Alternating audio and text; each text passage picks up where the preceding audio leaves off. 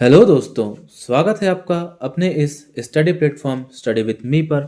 मैं राहुल चौहान आपका अपने इस स्टडी प्लेटफॉर्म पर बहुत बहुत स्वागत करता हूं दोस्तों। और आज की जो हमारी क्लास होने वाली है दोस्तों, वह साइंस के प्रैक्टिस सेट की दूसरी क्लास होने वाली है दोस्तों। जैसा कि आप सभी को ज्ञात होगा, हम आरआरबी टेक्नीशियन के लिए डेली दोस्तों आपके लिए साइंस के PYQs लेकर प्रस्तुत होते हैं। तो आज हमारी दोस्तों यह सेकंड क्लास होने वाली है। जो भी विद्यार्थी पहली बार हमारी इस क्लास पर विजिट कर रहा है दोस्तों, वह जाकर पहली क्लास को भी अवश्य देखे। तो आइए स्टार्ट करते हैं हम आज का ये इंपॉर्टेंट सेशन, जिसमें हम साइंस के पीवाईक्यू को देखने वाले हैं दोस्तों। तो आपको पहला प्रश्न हो जाता है दोस्तों, फसलों का अध्ययन क्या कहलाता है। पहला प्रश्न है आपके लिए, फसलों का अध्ययन क्या कहलाता है। पोमोलॉजी, एग्रोनॉमी, फ्लोरिकल्चर या फिर हर्टिकल्चर। तो अगर हम बात करें दोस्तों फसलों का अध्ययन, तो वो कहलाता है दोस्तों हमारा क्या, एग्रोनॉमी। क्या हो जाएगा दोस्तों, एग्रोनॉमी। अगर हम बात करें दोस्तों विज्ञान की प्रमुख शाखाएं और एवं उनके अध्ययन, दोस्तों आपको बहुत ही अच्छे तरीके से याद करके जाना है, क्योंकि 1 से 2 नंबर के क्वेश्चन आपको विज्ञान की शाखाएं और उनके अध्ययन से ज़रूर ही देखने को मिलेंगे। अगर हम बात करें दोस्तों और भी ऑप्शन की, तो पोमोलॉजी दोस्तों मैंने आपको कल वाली क्लास में भी बताया था कि फलों का अध्ययन क्या कहलाता है दोस्तों, पोमोलॉजी। अगर हम बात करें दोस्तों फ्लोरिकल्चर, तो ये कहलाता है दोस्तों हमारा क्या, फूलों का अध्ययन। क्या कहलाता है दोस्तों, फूलों का अध्ययन। और अगर हम बात करें दोस्तों हर्टिकल्चर की, तो वह हो जाएगा हमारा साग सब्जी। क्या दोस्तों, साग सब्जी, या फिर हम दोस्तों बागबानी बोल दें तो दोस्तों वह क्या कहलाता है, हमारा हर्टिकल्चर। तो फसलों का अध्ययन हमसे पूछा गया था, तो आंसर हो जाएगा हमारा क्या, एग्रोनॉमी। अगर हम बात करें दोस्तों साइटोलॉजी भी, तो साइटोलॉजी भी आपके लिए बहुत ही ज़्यादा पूछा गया है दोस्तों। साइटोलॉजी की अगर हम बात करते हैं दोस्तों, तो वह किसका हो जाएगा दोस्तों, कोशिका। साइटोलॉजी दोस्तों कोशिका। जो भी विद्यार्थी दोस्तों इस वीडियो को देख रहा है, मेरी उनसे दोस्तों यह विनती है कि वह पेन और रफ कॉपी लेकर बैठें, क्योंकि जितनी भी जानकारी मैं आपको देने वाला हूं दोस्तों, वह आपके लिए बहुत ही ज़्यादा इंपॉर्टेंट होने वाली है। जैसा मैंने आपको बताया, साइटोलॉजी कोशिका का अध्ययन। आपसे पूछ लिया जाएगा हेमेटोलॉजी। हेमेटोलॉजी की बात करें दोस्तों, तो ब्लड। क्या दोस्तों, हेमेटोलॉजी जो होगा दोस्तों हमारा क्या हो जाएगा, ब्लड से संबंधित हो जाता है दोस्तों। अगर हम बात करें फाइकोलॉजी और माइकोलॉजी, तो दोस्तों ये दो शाखाएं हैं जिनसे क्वेश्चन अवश्य ही देखने को मिलेंगे दोस्तों, फाइकोलॉजी और माइकोलॉजी। अगर बात करें फाइकोलॉजी, तो फाइकोलॉजी हो जाएगा हमारा किससे संबंधित, फाइकोलॉजी हो जाता है हमारा शैवाल। क्या दोस्तों, फाइकोलॉजी की अगर हम बात करें, तो वो हो जाएगा हमारा क्या, शैवाल। शैवाल में क्या हो जाएगा दोस्तों, फाइकोलॉजी। और दोस्तों अगर हम बात करें माइकोलॉजी, तो वो हो जाता है हमारा क्या, कवक। क्या दोस्तों, कवक। चलिए आगे बढ़ेंगे। निम्न में से किस जीव को किसानों का मित्र कहा जाता है। तो दोस्तों ये बहुत ही सरल क्वेश्चन है दोस्तों, आपको इसमें इजी और हार्ड दोनों लेवल आपको देखने को मिलेगा दोस्तों, क्योंकि यह प्रीवियस ईयर क्वेश्चन है दोस्तों। तो आपको सरल और हार्ड आपको सब कुछ देखने को मिलेगा। आपसे पूछा गया है कि किसे किसानों का मित्र कहा जाता है। क्या दोस्तों, किसानों का मित्र। तो अगर हम बात करें किसे, चींटी को, केंचुए को, मधुमक्खी को या फिर तितली को। तो बात करें दोस्तों केंचुए को क्या बोला जाता है दोस्तों, आपको किसानों का मित्र बोला जाता है। निम्न में से किसका प्रयोग फलों को पकाने के लिए किया जाता है। तो बहुत ही ज़्यादा इंपॉर्टेंट क्वेश्चन बन जाता है दोस्तों आपके लिए कि किसका प्रयोग फलों को पकाने के लिए किया जाता है। मैथिलीन का, एथिलीन का, मीथेन का या फिर एसीटोन का। तो बात करें दोस्तों हम किसका, एथिलीन। एथिलीन जो गैस होती है दोस्तों, उसका प्रयोग आपको फलों को पकाने के लिए किया जाता है दोस्तों। आपको एथिलीन की जगह में दोस्तों एसिटिलीन भी देखने को मिलेगा दोस्तों। एसिटिलीन या फिर एथिलीन, दोनों ही आंसर आपके सही होने वाले हैं। अगर हम बात करें मीथेन की, तो मीथेन दोस्तों CH4। मीथेन को दोस्तों आपसे एक क्वेश्चन बनता है कि मार्श गैस के नाम से किसे जाना जाता है। क्या दोस्तों, मार्श गैस के नाम से किसे जाना जाता है। तो आपका आंसर होने वाला है मेथेन, और ऑप्शन नंबर बी हमारा इस क्वेश्चन का आंसर होगा क्या, एथिलीन। चलिए आगे बढ़ेंगे। एक पत्थर जिसका द्रव्यमान 10 किलोग्राम है, उसको 4 मीटर पर सेकंड के वेग के साथ फेंका जाता है। संवेग। संवेग क्या पूछा गया दोस्तों, आपसे पूछा जा रहा है संवेग। तो दोस्तों संवेग की अगर हम बात करें, तो संवेग होता क्या है दोस्तों, अगर हम बात करें संवेग की, तो किसी वस्तु के द्रव्यमान, क्या होता है दोस्तों, किसी वस्तु के द्रव्यमान, मास, और बात करें दोस्तों वस्तु के वेग। क्या दोस्तों, वस्तु के वेग को गुणनफल को क्या बोला जाता है दोस्तों, संवेग, जिसे P से डिनोट किया जाता है। अगर हम बात करें दोस्तों संवेग की, तो संवेग हमारी कैसी राशि होने वाली है दोस्तों, सदिश राशि। तो दोस्तों क्या होती है, सदिश राशि। तो राशियाँ दोस्तों, भौतिक राशि आपने पढ़ा होगा, भौतिक राशियाँ 2 प्रकार की होती हैं। एक होती है हमारी अदिश राशि और एक होती है हमारी सदिश राशि। अदिश राशि में केवल हमें परिमाण बताने की आवश्यकता होती है, लेकिन सदिश राशि में परिमाण के साथ साथ हमें दिशा बताने की भी आवश्यकता होती है। तो सदिश, जो हमारा सदिश राशि हो जाएगी दोस्तों, क्या संवेग हमारी कैसी राशि हो जाएगी, सदिश राशि हो जाएगी। अगर हम बात करें इसके मात्रक की, तो मात्रक हो जाएगा दोस्तों किलोग्राम मीटर पर सेकंड। क्या हो जाएगा दोस्तों, किलोग्राम मीटर पर सेकंड। आपसे पूछा गया है, आपको दिया गया है दोस्तों यहाँ क्या, वस्तु का द्रव्यमान। वस्तु का द्रव्यमान दिया है दोस्तों 10 kg, और आपसे पूछा गया है, आपको दिया है दोस्तों वेग 4 मीटर पर सेकंड, और आपसे संवेग की गणना पूछी गई है। तो आपका आंसर हो जाएगा 40 किलोग्राम मीटर पर सेकंड। तो ऑप्शन नंबर बी हमारे लिए क्या होने वाला है दोस्तों, राइट आंसर होने वाला है। चलिए आगे बढ़ेंगे। बल गुणनफल है। तो दोस्तों डायरेक्ट आपसे फोर्स का फॉर्मूला पूछ लिया गया दोस्तों, तो F बराबर क्या होता है दोस्तों, m इंटू ए। क्या होता है दोस्तों, जहाँ m आपका द्रव्यमान हो जाता है, m आपका क्या हो जाता है दोस्तों, द्रव्यमान, और a हमारा क्या हो जाएगा दोस्तों, त्वरण। तो दोस्तों द्रव्यमान और त्वरण के गुणनफल को भी क्या बोला जाता है, हमारा बल बोला जाता है दोस्तों। और अगर हम बात करें बल की, अगर हम बात करते हैं दोस्तों बल की, तो बल का SI मात्रक क्या हो जाएगा दोस्तों, तो बल का SI मात्रक हो जाता है हमारा क्या, बल का SI मात्रक की अगर हम बात करें तो न्यूटन। क्या हो जाएगा दोस्तों, न्यूटन। चलिए आगे बढ़ेंगे। तरल पदार्थ का घनत्व गर्म करने से, तो आपसे पूछा गया है लिक्विड को अगर हम गर्म करते हैं तो उसकी डेंसिटी पर क्या इफेक्ट पड़ता है। क्या डेंसिटी कम हो जाएगी, या फिर डेंसिटी बढ़ जाएगी, या फिर डेंसिटी पर कोई प्रभाव नहीं पड़ेगा, या फिर दबाव के अनुसार घट या बढ़ सकता है। तो अगर हम बात करें दोस्तों किसी भी लिक्विड की, तो जब लिक्विड को अगर हम गर्म करते हैं दोस्तों तो उसकी डेंसिटी क्या हो जाती है, कम हो जाती है। ल्यूमेन एकक है, आपसे डायरेक्ट ही पूछा गया है ल्यूमेन किसका मात्रक है दोस्तों, तो आपका आंसर हो जाएगा ज्योति फ्लक्स। क्या दोस्तों, ज्योति फ्लक्स। अगर हम बात करें ज्योति तीव्रता, तो ज्योति तीव्रता का मात्रक हो जाता है दोस्तों क्या, कैंडेला। क्या हो जाता है दोस्तों, कैंडेला। और यहाँ ज्योति फ्लक्स की पूछा गया है, तो आपका आंसर होने वाला है क्या, ल्यूमेन। चलिए आगे बढ़ेंगे। आजकल सड़कों पर रोशनी के लिए प्रायः पीले लैंपों का प्रयोग किया जाता है। उन लैंपों में निम्न में से गैस का प्रयोग किया जाता है। आपसे पूछा गया दोस्तों, जो सड़कों पर आप लैंप देखते होंगे जिससे आपको पीली रोशनी देखने को मिलती होगी दोस्तों, तो आपसे पूछा गया है उन लैंपों के अंदर किन गैस का भराव होता है दोस्तों। ऑप्शन है आपके सामने, सोडियम, नियॉन, हाइड्रोजन या फिर नाइट्रोजन। तो बात करें दोस्तों तो यहाँ आंसर हो जाएगा हमारा क्या, नियॉन। क्या होने वाला है दोस्तों, नियॉन।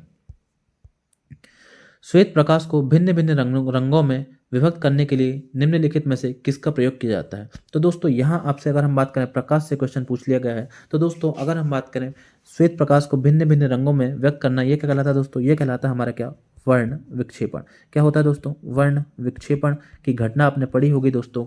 श्वेत प्रकाश को जब प्रिज्म से गुजारा जाता है दोस्तों, तो वह अपने अवयवी रंगों में विभक्त हो जाता है दोस्तों। जैसे हम याद करते हैं क्या, बेजानी हैप्पी नाला से। क्या दोस्तों, बेजानी हैप्पी नाला द्वारा हम याद करते हैं दोस्तों। और अगर हम बात करें तो किससे गुजारा जाता है, तो प्रिज्म से। प्रिज्म से गुजारने पर श्वेत प्रकाश अपने अवयवी रंगों में विभक्त हो जाता है दोस्तों, और इसी घटना को क्या बोला जाता है, वर्ण विक्षेपण।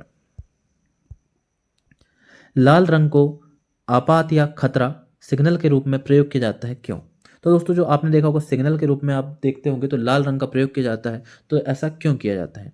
आकर्षी रंग होता है, इसका तरंगदैर्घ्य सबसे लंबा होता है, यह प्रकीर्णित होता है, इसमें अत्यधिक ऊर्जा होती है। तो दोस्तों अत्यधिक ऊर्जा, तरंगदैर्घ्य जो होती है दोस्तों, वेव लेंथ सबसे लंबी होती है, तो दूर से ही दोस्तों यह दिख जाता है, इसीलिए लाल रंग का प्रयोग किया जाता है दोस्तों। चलिए आगे बढ़ेंगे।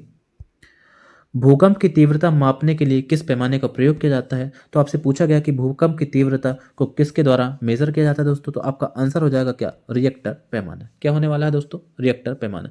अगर दोस्तों आपको वीडियो पसंद आ रही हो और अगर आपको क्वेश्चन का लेवल अच्छा लग रहा हो तो प्लीज़ वीडियो को लाइक करना ना भूलें दोस्तों। और अगर आप पहली बार मेरी इस क्लास को विजिट कर रहे हो दोस्तों, तो प्लीज़ चैनल को सब्सक्राइब करना ना भूलें। अगला क्वेश्चन है आपके लिए, पानी से निकालने पर सेविंग ब्रश के बाल आपस में चिपक जाते हैं, इसका कारण क्या है। तो दोस्तों यह मोस्ट इंपॉर्टेंट प्रश्न बन जाता है आपके लिए दोस्तों।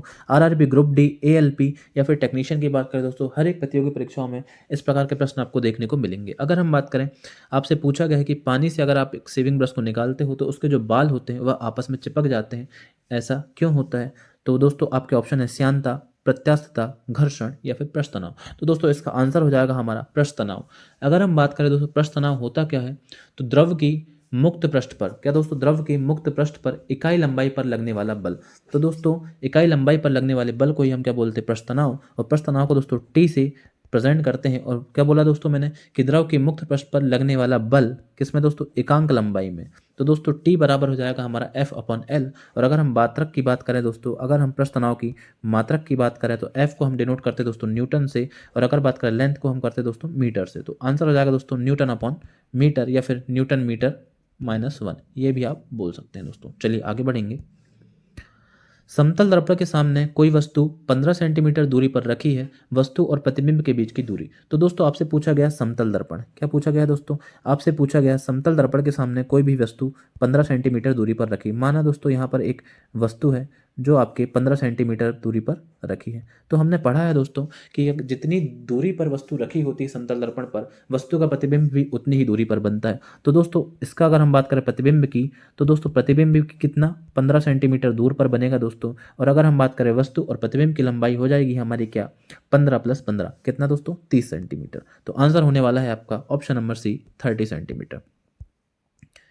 मानव रक्त का कितने प्रतिशत प्लाज्मा है? तो दोस्तों अगर बात करें ह्यूमन ब्लड की, आपसे पूछा जा रहा है कि मानव रक्त में कितने प्रतिशत मात्रा आपके प्लाज्मा की होती है दोस्तों। तो प्लाज्मा की अगर हम बात करें दोस्तों, तो मानव रक्त में 55%, कितना दोस्तों, 55% आपके क्या होती है दोस्तों, प्लाज्मा होता है। आपसे ये भी पूछ लिया जाता है कि बताइए प्लाज्मा में कितने प्रतिशत तक पानी होता है। तो दोस्तों जिस भी दोस्तों को इसका आंसर पता है दोस्तों, वह प्लीज़ कमेंट बॉक्स में कमेंट करें कि मानव रक्त में प्लाज्मा तो 55% होता है, लेकिन प्लाज्मा में पानी का कितना प्रतिशत भाग पाया जाता है।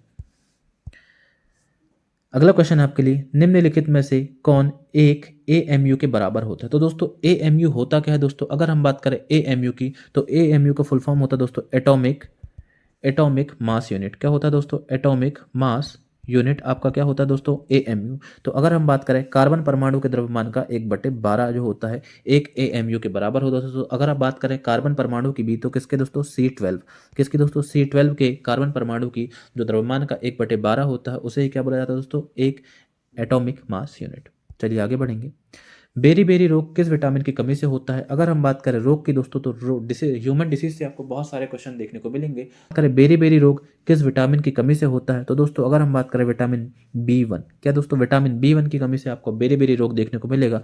अगर बात करें विटामिन B1 का केमिकल नेम, तो वो हो जाता है दोस्तों हमारा क्या? थायमिन। क्या हो जाता है दोस्तों? थायमिन। दोस्तों विटामिन ए की कमी से दोस्तों आपको रतौंधी रोग देखने को मिलेगा दोस्तों। अगर बात करें विटामिन सी, तो स्कर्वी रोग आपको विटामिन सी की कमी से देखने को मिलता है दोस्तों। और अगर हम बात करें विटामिन बी ट्वेल्व का दोस्तों, अगर हम बात करें साइनोकोबालामिन, क्या होता है दोस्तों? साइनोकोबालामिन आपका दोस्तों साइंटिफिक नेम होता है बी ट्वेल्व का। आपको दोस्तों विटामिन सी और विटामिन ए का दोस्तों आपको केमिकल नेम आपको कमेंट बॉक्स में कमेंट करके बताना है। वायरस की सर्वप्रथम खोज किसने की थी दोस्तों? ये आपके लिए बहुत ही ज़्यादा इंपॉर्टेंट क्वेश्चन बन जाता है दोस्तों। अगर हम बात करें वायरस की, तो वायरस की खोज करने वाले व्यक्ति थे दोस्तों इवानोविस्की। कौन दोस्तों? इवानोविस्की। और अगर हम बात करें दोस्तों ल्यूवेनहोंग, किसकी दोस्तों? ल्यूवेनहोंग। तो जीवाणु की खोज भी आपसे पूछी जाती है दोस्तों। अगर हम बात करें जीवाणु की, तो वो हो जाएंगे हमारे कौन? ल्यूवेनहोंग। चलिए आगे बढ़ेंगे। प्रोड्यूसर गैस का रासायनिक सूत्र दोस्तों, अगला ये भी आपके लिए बहुत ही ज़्यादा महत्वपूर्ण प्रश्न होने वाला है। आपसे पूछ लिया जाएगा प्रोड्यूसर गैस का रासायनिक सूत्र, तो वो हो जाएगा दोस्तों carbon monoxide plus nitrogen gas. क्या दोस्तों? Carbon monoxide plus nitrogen. Option number C आपका सही आंसर होने वाला है दोस्तों। और अगर हम बात करें दोस्तों जल, कार्बन मोनोऑक्साइड प्लस हाइड्रोजन। क्या दोस्तों? कार्बन मोनोऑक्साइड प्लस हाइड्रोजन जो होता है दोस्तों, ये आपकी वाटर गैस होती है। अगर हम बात करें प्रोड्यूसर गैस की, तो आपका option number C is the right answer. टीकाकरण के जनक, तो दोस्तों अगर हम बात करें टीकाकरण के जनक, एडवर्ड जेनर को बोला जाता है दोस्तों। जब ध्वनि तरंग एक माध्यम से दूसरे माध्यम में जाती है, तो क्या परिवर्तित रहता है? तो क्या परिवर्तित रहता है दोस्तों? आपसे पूछा गया है कि जब ध्वनि तरंग एक माध्यम से दूसरे मीडियम में जाएगी, तो क्या है जो अपरिवर्तित रहेगा दोस्तों? तो आपको सिर्फ याद करना है दोस्तों तरंग दैर्घ्य। क्या? तरंग दैर्घ्य जो होता है दोस्तों, वेव लेंथ, सिर्फ वेव लेंथ ही दोस्तों बदलती है, बाकी जो भी होता है दोस्तों वह अपरिवर्तित रहता है। तो आवृत्ति आपकी अपरिवर्तित रहने वाली, आयाम भी और वेग भी। तो आपका आंसर हो जाएगा उपरोक्त सभी। दूध के खट्टे होने पर कौन सा अम्ल उत्पन्न होता है दोस्तों? तो अगर हम बात करें दूध के खट्टे होने पर, आपको देखने को मिलेगा दोस्तों कौन सा? Lactic acid. क्या दोस्तों? Lactic acid. अगर हम बात करें टार्टरिक एसिड की, तो दोस्तों यह आपको देखने को मिलेगा किस में? इमली में। किस में दोस्तों? इमली में। एसिटिक एसिड की बात करते हैं दोस्तों, तो यह आपको सिरके में देखने को मिलता है। और अगर बात करें HCl की, तो यह आपको ह्यूमन के पेट में देखने को मिलेगा दोस्तों। चलिए, यदि किसी चालक से 10 मिनट में गुजरने वाली विद्युत आवेश की मात्रा 300 कूलाम है, तो आपसे धारा पूछी गई दोस्तों। अगर हम बात करें प्रवाहित धारा की, तो दोस्तों प्रवाहित धारा का फॉर्मूला क्या होता है दोस्तों? I बराबर क्या दोस्तों? Q/T। तो दोस्तों Q क्या है यहाँ पर? Q है दोस्तों हमारा आवेश। Q क्या है दोस्तों? आवेश। और T दोस्तों हमारा हो जाएगा समय। क्या हो जाएगा दोस्तों? समय। अगर हम बात करें, आपको दोस्तों टाइम दिया गया है 10 और आवेश दिया गया है दोस्तों 300, आपको धारा ज्ञात करनी है दोस्तों। तो आ जाएगा दोस्तों 300 डिवाइडेड बाय 10। लेकिन दोस्तों आपको समय मिनट में दिया है, तो आपको सेकंड में कन्वर्ट करना पड़ेगा। तो अगर हम बात करें, तो 300/600 आपका आंसर कितना हो जाएगा? 600 आपका आंसर होने वाला है दोस्तों। अगर हम काटें, तो 2 शून्य से 2 शून्य कटेगा दोस्तों, और आंसर हो जाएगा 0.5 एम्पियर। क्या हो जाएगा दोस्तों? 0.5 एम्पियर, जो है आपका ऑप्शन नंबर सी। अगला क्वेश्चन आपके लिए, निम्नलिखित में से कौन सी ग्रंथि वृद्धि हार्मोन का स्त्राव करती है? तो दोस्तों अगर हम बात करें वृद्धि हार्मोन की, तो यह करती है दोस्तों हमारी क्या? पिट्यूटरी ग्रंथि या फिर पीयूष ग्लैंड। अगर हम बात करते हैं दोस्तों पिट्यूटरी ग्रंथि की, पीयूष ग्रंथि की, तो दोस्तों इसे बोला जाता है मास्टर ग्लैंड। क्या बोला जाता है दोस्तों? मास्टर ग्लैंड किसे बोला जाता है? तो ये बोला जाता है हमारी किसे? पिट्यूटरी ग्रंथि की। और जो हमारी सबसे छोटी ग्रंथि भी आपसे पूछ लिया जाए दोस्तों, तो ये भी कौन जाएगी आपकी? पीयूष ग्रंथि। चलिए अगला क्वेश्चन है, प्लास्टर ऑफ पेरिस बनाने के लिए दोस्तों आपसे पूछा गया है कि प्लास्टर ऑफ पेरिस बनाने के लिए जिप्सम को किस तापमान पर गर्म किया जाता है। तो दोस्तों अगर हम बात करें जिप्सम, आपसे जिप्सम का फॉर्मूला पूछ लिया जाएगा। तो जिप्सम का फॉर्मूला होता है दोस्तों CaSO4 इंटू 2H2O। तो दोस्तों आपसे पूछा गया है कि जिप्सम को किस तापमान पर गर्म किया जाए जिससे यह किस में बदल जाए। दोस्तों ये आपके plaster of Paris CaSO4 into half H2O में बदल जाए। तो दोस्तों अगर हम जिप्सम को 120 डिग्री सेल्सियस से 180 डिग्री सेल्सियस तक गर्म करते हैं, इसके बीच में गर्म करते हैं दोस्तों, तो आपको जिप्सम से क्या देखने को मिलेगा दोस्तों, आपको देखे मिलेगा क्या, प्लास्टर ऑफ पेरिस। तो आपका आंसर होने वाला है 120 डिग्री सेल्सियस। तो आपका आंसर क्या होने वाला है दोस्तों, 120 डिग्री सेल्सियस। चलिए आगे बढ़ेंगे। अगला और अंतिम प्रश्न है दोस्तों आपके लिए आज के टॉपिक का, वर्णांधता से पीड़ित व्यक्ति किन रंगों में भेद नहीं कर पाता है। तो दोस्तों आपसे पूछा जा रहा है कलर ब्लाइंडनेस, वर्णांधता। तो दोस्तों अगर हम बात करें लाल और हरे, तो दोस्तों ग्रीन और आपके रेड, ग्रीन और रेड में दोस्तों आप फर्क नहीं कर पाएंगे अगर आपको वर्णांधता हो जाती है। वर्णांधता दोस्तों एक अनुवांशिक बीमारी, ये भी आपसे पूछ लिया जाता है। अगर आपको वीडियो पसंद आई हो दोस्तों तो प्लीज़ वीडियो को लाइक करें और चैनल को सब्सक्राइब करना ना भूलें। धन्यवाद दोस्तों, जय हिंद, जय भारत।